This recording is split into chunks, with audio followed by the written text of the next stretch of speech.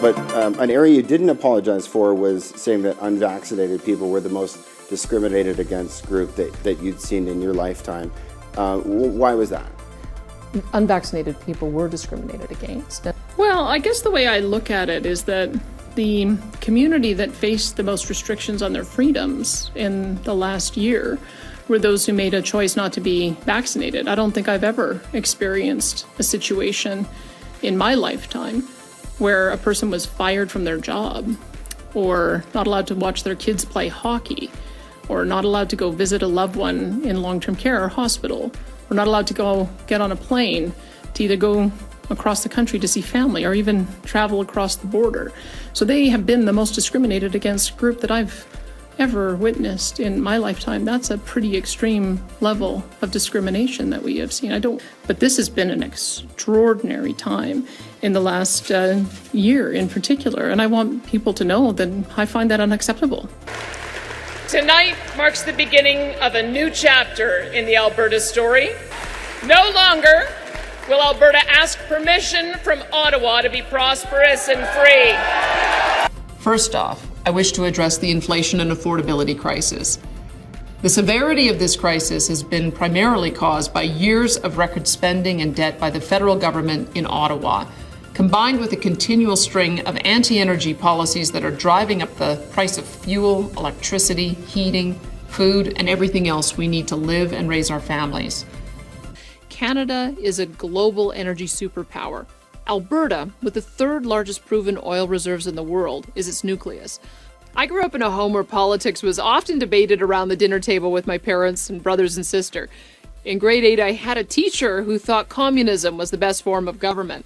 My father explained to me how the communists became brutal dictators everywhere they took power. They crushed personal freedom, they jailed and killed millions of their citizens, and ruined their economies. That's when I started to understand the danger of big government and the importance of individual freedom, democracy, and the free market. So let's go to this example of not enforcing the gun buyback, for example, and the various gun issues that you and Saskatchewan and Manitoba are on board with. You don't want the RCMP, which are performing contract policing services in those provinces, to enforce that. What if Ottawa sends in extra police to enforce it? What if they send in from their national detachment to start enforcing it? How do you respond if the federal government takes steps to enforce these federal laws over your objections? Well, I think this is the interesting thing, isn't it?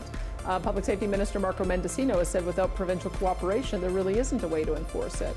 So this is I guess, instructive to the federal government. They should stop passing laws that are unconstitutional and that they cannot enforce and that are offside with the values and the priorities of the provinces.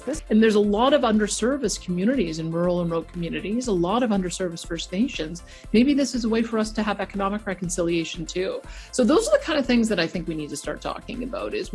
I feel like we've been spending so much time being oppressed by Ottawa, focusing on the things we're not allowed to do, we can't do, that they're standing in the way of. Let's just find the workaround. That's what we do. We're entrepreneurs. We can be entrepreneurial on this as well. Because the NDP used to be the party of the working person. They used to be the party of labor. They used to be the party of the blue-collar guys and gals. And is that is a pool of voters that are no longer represented by the left.